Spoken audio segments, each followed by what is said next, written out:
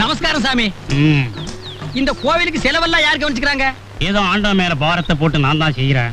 பணம் அது ஜனங்க காணிக்கையா கொண்டுகிட்டு வந்து உண்டியல்ல போடுறாங்க.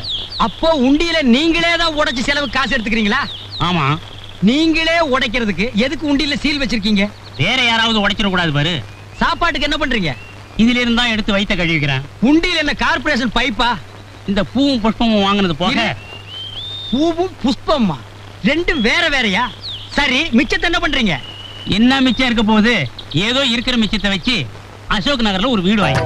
இவ்வளவு நாளா இது தெரியாம போச்சு. ஆஹா, பிஞ்சி சாமியார் போல் இருக்கு. ஆமா, இந்த தொழில் சுலபமா இந்த உடனே இதை கையாளுறா போல் இருக்கு. ஐயா இதுலயே ஏகப்பட்ட சிரமம் இருக்குது. இதுக்கெல்லாம் வயசு, படிப்பு, நல்ல எண்ணம், யோகிதை எல்லாம் வேணும்னு பெரியவங்களே சொல்லி இருக்கிறாங்க. அதனால வேற வேலை ஏதாவது செஞ்சு சாப்பிடு. ஐயா, பெரிய கோயிலா கட்டி பெரிய உண்டியல் வச்சு சம்பாரிச்சா விட்டுருவீங்க. ஏதோ என்ன மாதிரி உள்ளவ சின்ன கோயிலை கட்டி மரத்தடியில சின்ன உண்டியலா வச்சா புடிச்சிருவீங்க.